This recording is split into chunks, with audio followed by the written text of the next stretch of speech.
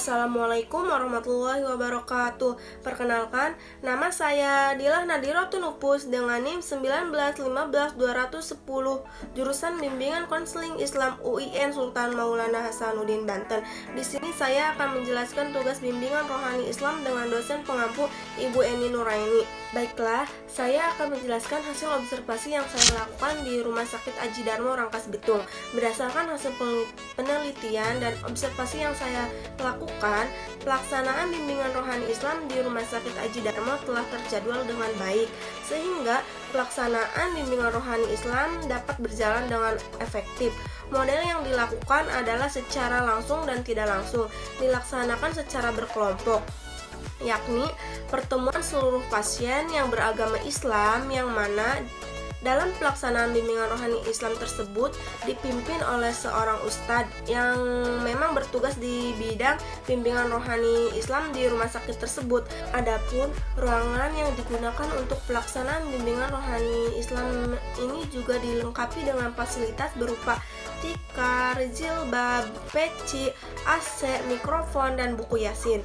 Model bimbingan rohani Islam secara langsung terdiri dari beberapa materi, yaitu penyampaian motivasi, mendoakan pasien, membaca Al-Quran, zikir, tanya jawab, menganjurkan sholat, membaca Yasin bersama, dan bersolawat.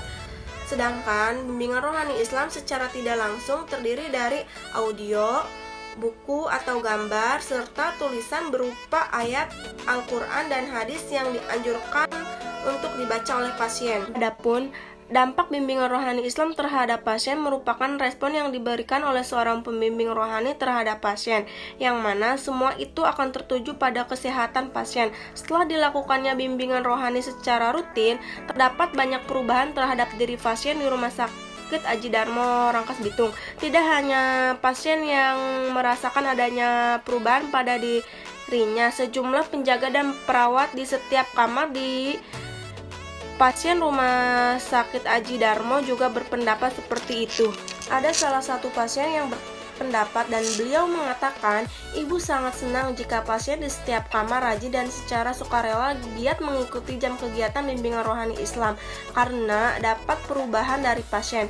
Dari mereka yang awalnya susah diajak berkomunikasi dan tidak mau untuk menjalankan ibadah seperti sholat 5 waktu, kini telah beberapa kali mengikuti kegiatan bimbingan rohani Islam secara rutin. Sekarang mereka mudah untuk diajak berkomunikasi dan menyambung ketika ditanya dan lain sebagainya, dan mereka secara mandiri ikhlas atau mau untuk melakukan kegiatan sholat 5 waktu tanpa harus dipaksa.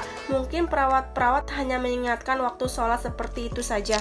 Baiklah, itu saja yang dapat saya sampaikan. Kurang dan lebihnya mohon dimaafkan. Wassalamualaikum warahmatullahi wabarakatuh.